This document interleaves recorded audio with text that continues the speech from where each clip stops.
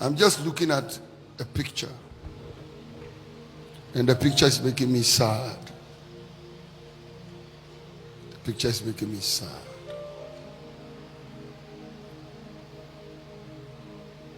I'm seeing wells. I can't count them because there are many. But the Spirit is giving me the number that there are 120 wells. But these wells have a lid on them. Okay? So there's a huge wooden lid that has covered the wells.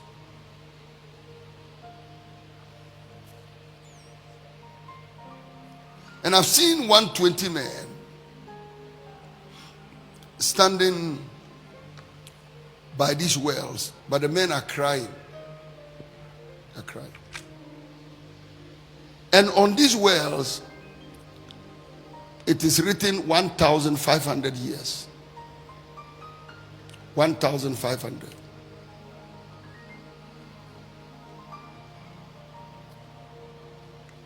But I asked the captain. Somebody's called the captain. Why are these men crying? He said, these are ancient men and they are the spirits of just men made perfect. Just like in the ancestral world, they have their own ancient men. These are men that are standing by the wells of revival. And they are crying because they are saying these wells have not been opened for the past 1,500 years. And they are crying because he that sits on the throne cannot get men and women who are bold enough to remove these lids for the wells of revival to spring forth. But I asked the captain, does it mean nobody is doing this? He says once in a while. Once in a while, somebody comes up and then he opens the wells.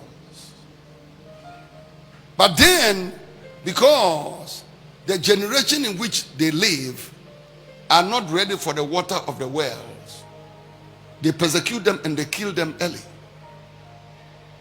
So he said the people that open these wells, they don't live long.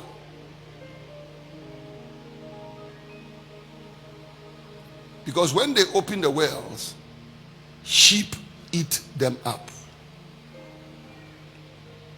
Then I asked the captain, how can sheep eat up revivals? And the captain said, the flesh of sheep will kill any revivalist. I said, why? He said, what the revivalists cannot stand is the flesh. And when I raise them, the sheep cannot cope with them. So the fleshly tendencies of the sheep choke the revivalists to death. And they are betrayed and they are destroyed. So the ones that can open the lid don't live long. And he said 1,500 years.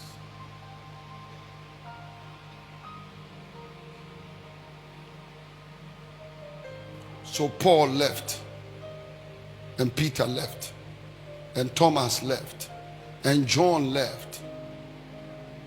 And the few years that followed, up to 500 years, people burst out forth on the scene here and there. But after that, when modernization started coming up,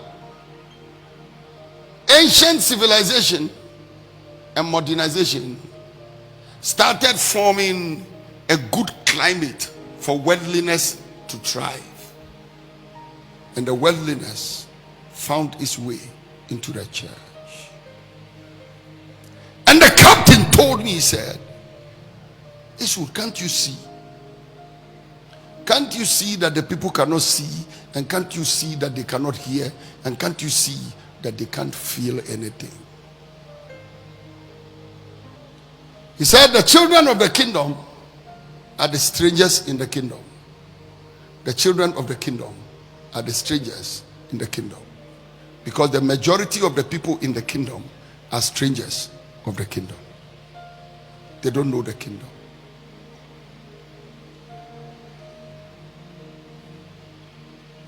Then he took me to another place. And that place is not Wales, it's a table. I'm looking at the table. And the things I'm seeing on the table are very funny. They are bread, but the bread looks dry. And I'm seeing juice, and the color is like grape juice. And he said, "You see this bread?" I said, "Yeah." He said, "The bread is the word of God. And you see the wine?" I said, "Yes." He said, "That wine is the wine of the Spirit." But he said, "Count the people who are sitting at the table." And I said, "I'm seeing nobody at the table because nobody's sitting at the table." He said, "That is the state of the church. They have walked away from the table of the Lord, which is the bread and the wine of the Spirit. And they are feasting on the things of the world." So I asked the captain, "What should I do?" He said, "Nothing." "Should I preach?" He said, "No."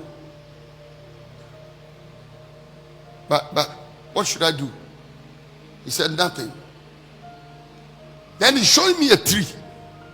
He said, "Go and sit under that tree." And I said, "Sit under the tree.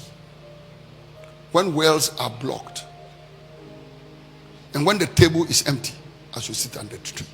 He said, "Yes, sit under the tree." Then he said, "What Elohim hates is when something goes wrong and men use their own mind to try to correct it. He hates it. That is why Uzzah was killed.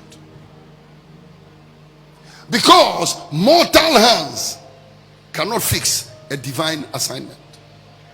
So go and sit under the tree." And that is why Jonah went and sat under the tree. He said, "Go and sit down."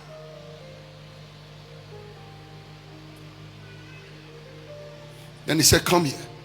I can see myself approaching you." He whispered into my ear.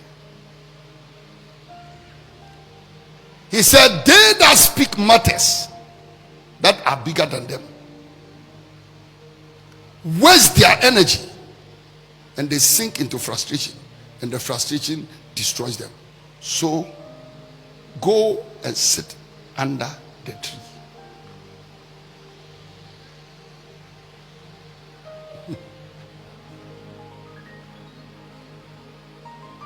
So I went and I'm sitting under the tree. Then he said, "Now lift up your eyes." When I lifted up my eyes, he said, "What do I see?" I said, "I'm seeing clouds, fake clouds." He said, "Okay, so you are seeing right." He said, "The clouds are gathering." And he said, "Now lift up your eyes and look far. What do you see?" I said, "I see a wind." Then he said, "Now turn your back and look." And when I turned, I saw a fire coming from afar. So he said, "The cloud will bring the rain. The wind will bring about the change. And the fire will bring about the energy." He said, "These are the things that are needed. And they are the agencies of Jehovah, Elohim, to change the thing that is making those men cry." He said, "You see the clouds. is about to rain. Said it's about to rain. Said it's about to rain. And when that rain starts falling, the rain will take many people by surprise. It will take many people by surprise. That rain will cause little people to become great. But the thing about the rain is that it will cause great people to become small. He said, do you see the people you call great? They will be small. You see the people you call small, they will be great. That is what the rain will do. He said the time is coming. You will be looking for greatness where greatness is, and it shall not be found. Because the greatness will be found in the small. Because he that is least shall be the greatest, and the greatest shall be the least. Then he said, you see the fire. He said, this fire is coming, and the fire will empty churches. Because people will catch the fire and jump out of the churches. They will suddenly wake up and say, this is not a church, this is a mortuary. He said, these men and women on fire will be looking at the pastor and he looks like a corpse. We'll look at their church members and they look like corpse. We'll look at church leaders and they'll look like corpse. And they'll say, I cannot sit in a mortuary. I'm leaving this church. He said, the fire will make churches empty. And I said, what about the wind? He said, you see the wind? The lid that has covered these wells. The devil will not know how the wells will open. He said the wind will take the devil by surprise. Because the wind will come and remove every lid. And when the wind removes every lid, then my people shall drink. And they shall be satisfied.